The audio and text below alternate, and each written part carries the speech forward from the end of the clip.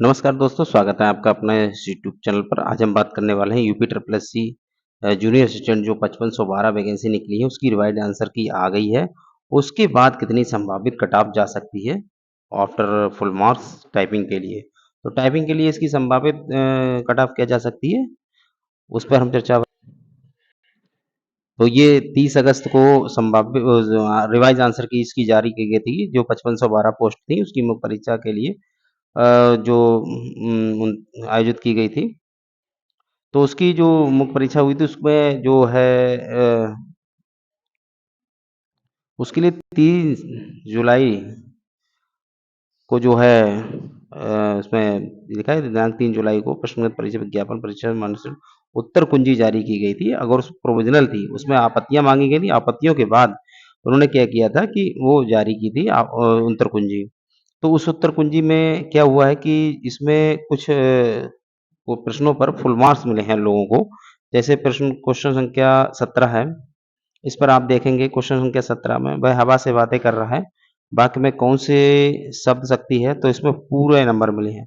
तो एक question number 17 हो गया जिसमें आपको पूरा नंबर मिला है। फिर एक क्वेश्चन नंबर 26 है जिस पर असंगत पर्याय पूछा गया था और उस पर भी आयोग ने पूर्ण अंक दिया है। तो एक क्वेश्चन नंबर 2 यहाँ पे हो गया एक, और एक क्वेश्चन नंबर 50 है जिसमें भी फुल मार्क्स दिया गया है। क्वेश्चन संख्या 50 हम देखे ले रहे हैं, ये है।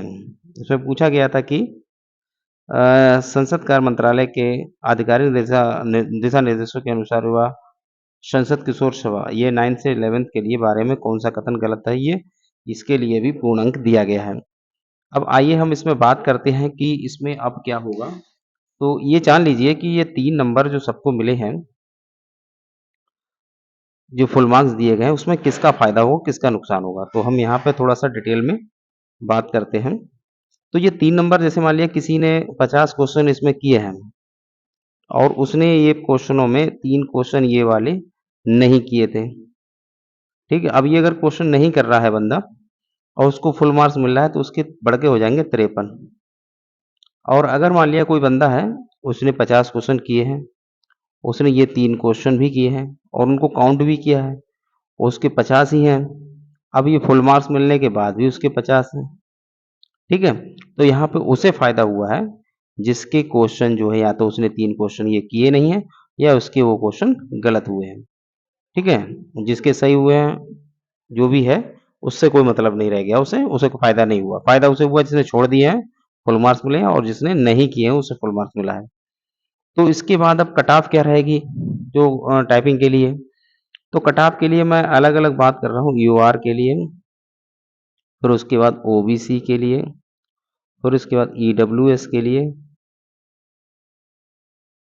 और उसके बाद एससी और एसटी, और फीमेल के लिए इधर लिख दे रहा हूँ।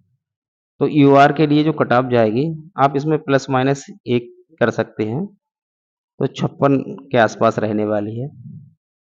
ओबीसी की अगर बात करूं तो ओबीसी लगभग 52 क्वेश्चन पे रहने वाले हैं। और ईडब्ल्यूएस की अगर बात करूं तो ईडब्ल्यूएस भी लगभग 52 प्लस माइनस 1-2 रहेगा। एससी कैटेगरी की बात अगर मैं करता हूं तो 48 कट ऑफ रहेगी, और एसटी के लिए अगर बात करता हूं तो लगभग 42 कट ऑफ रहेगी। और वहीं अगर मैं फीमेल की बात करूं तो फीमेल के लिए लगभग 50 कट ऑफ जाने वाली है। ये कट ऑफ जाएगी टाइपिंग के लिए।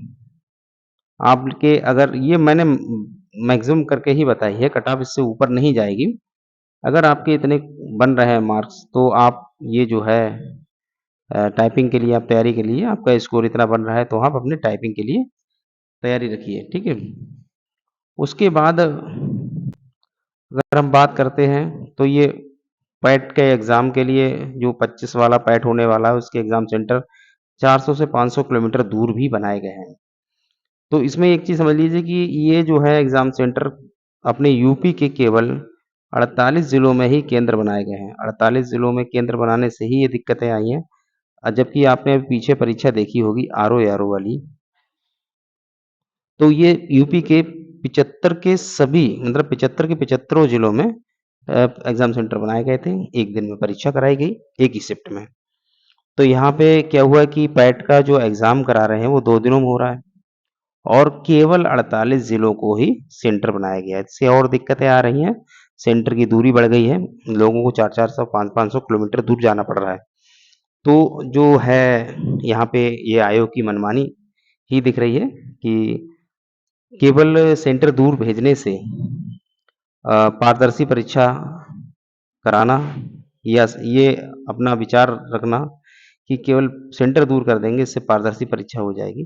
पारदर्शी परीक्षा कराने के लिए और भी तरीके हो सकते हैं, केवल सेंटर को ही दूर नहीं करके ये किया जा सकता है ना? अब तो बहुत सारी टेक्नोलॉजी है आपके पास, तकनीकी है, उसका प्रयोग करिए।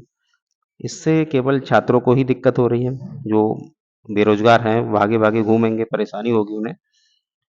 तो जो परीक्षार्थी हैं, उन्होंने फ्री बस की भी माँग की है, फ्री बस सेवा की माँग की है कि हमें 5, 6, 7 जो भी तारीख है हमारी, उससे 1-2 दिन पे इधर, 1-2 दिन इधर, हमें फ्री बस सेवा की सुविधा प्रदान की जाए। तो अभ्यर्थियों की भी माँग जायज़ है। आयोग को इस तरह से नहीं करना चाहिए कि सेंटर इतनी दूर बनाए जाएँ और केवल पैट एग्ज़ाम के लिए ही। ये तो कोई ऐसा हो कि वहीं पर रोज़गार मिल रहा है तब तो ठीक है। एग्ज़ाम देने के बाद शॉर्ट लिस्टेड होंगे बच्चे, फिर कहीं से फाइनल सिलेक्शन होता है। तो केवल एक एग्ज़ाम के लिए इतनी दूर भेजना ठीक नहीं है।